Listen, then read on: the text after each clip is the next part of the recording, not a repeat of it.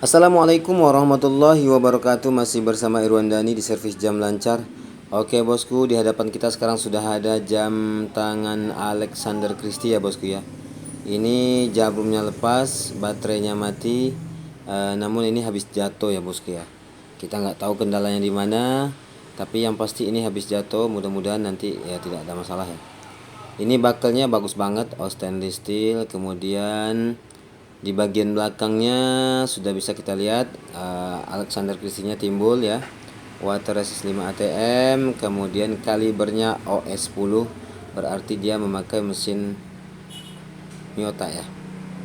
Oke, coba kita lihat dulu ya. Kita bongkar saja bosku ya, karena ini ya model putaran.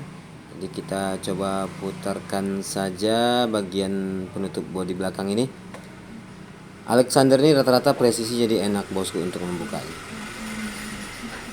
Oke bosku, ini Alexander Christie cowok ya, sport modelnya. Nah ini modelnya seperti ini penampakan di dalam mesinnya bosku ya. Kita coba buka dulu pembatas mesin dengan bodinya, biar enak kita mengeluarkan batunya. Di sini dia memakai Phoenix ya, batu murah banget. Oke bosku, kita siapkan dulu baterainya. Nanti kita pasang langsung baterainya ya. Sambil kita pasang nih ya, bisa kita perhatikan ya bosku ya, berarti dia memakai mesin Miyota ya. Ini memakai mesin Miyota ya. Miyotanya Miyota S10 ya. Cuman ini habis jatuh ini bosku ya. Saya agak mengganjal ini karena ini jarumnya kan lepas juga. Ini kan jarumnya lepas, mungkin kemungkinan besar jatuhnya agak parah ya.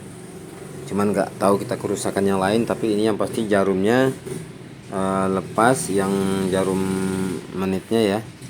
Kemudian jarum-jarum yang lain nggak tahu berfungsi atau tidak.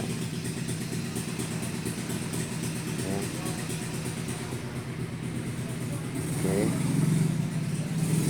kita coba cek dulu ya. Ini ya, ini agak berisik nih bosku di pinggir jalan sih ya. Oke, coba kita putarkan dulu jamnya. Kita putarkan di angka 3 lah ya, tapi kita putarkan satu hari perubahan sebenarnya.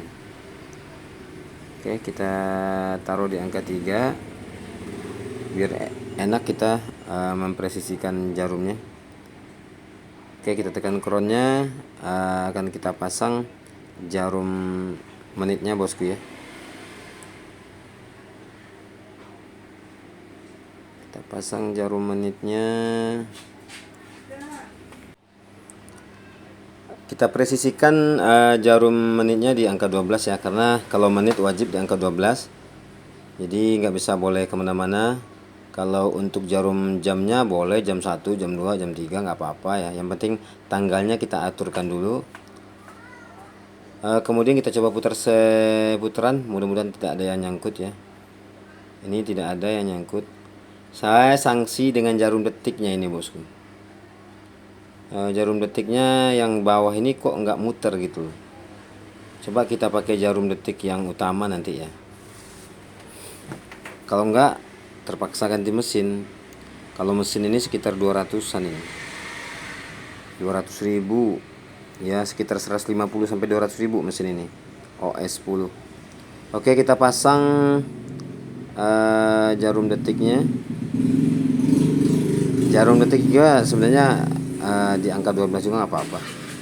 Sebenarnya ngacak juga nggak masalah, tapi kalau mau ditepatin di angka 12 lebih bagus lagi ya, karena dia posisinya nanti ketika kita nggak pakai jarum detik utamanya, nanti dia akan tepat di angka 12. Tapi ini masalahnya jarum kecil yang di bawah ini, detik untuk di bawahnya tuh nggak aktif, nggak hidup bosku. Jadi nggak tahu ini jalan apa tidak nanti ya. Kita coba aja, mudah-mudahan tidak ada masalah ya. Gak susah sih bosku. Ini kalau krono-krononya yang mati ini susah kita. Tuh, jarum detik bawahnya yang nggak hidup. Oke, coba kita pasangkan dulu lah ya.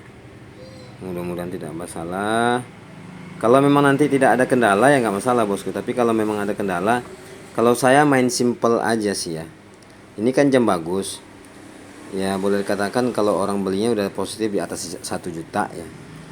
Kalau kita bongkar baut, bongkar lagi bodi segala macam satu persatu ini jam ini, kayaknya yang pertama di kita kerjaannya berat. Yang kedua nanti jam itu belum tentu normal seperti biasa.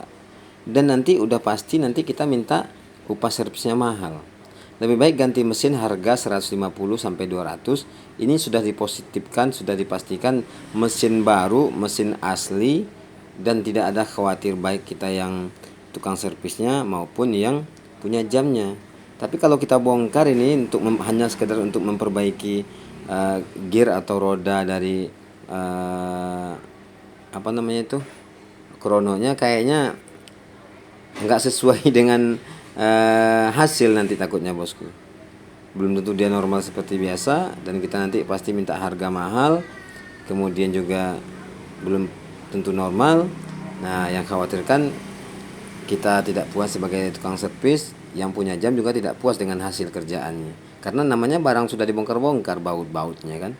Lebih baik kita ganti mesin asli, baru, original, sesuai dengan bawaannya. Ini harga 150 sampai 200 ribu. Kita sudah puas, sudah positif, baik yang servis maupun yang punya jam itu sudah puas banget ya. Jadi saran saya seperti itu aja bosku. Oke, mudah-mudahan bermanfaat. Terima kasih ya bosku ya. Jangan lupa dibantu like, share, dan subscribe-nya. Wassalamualaikum warahmatullahi wabarakatuh.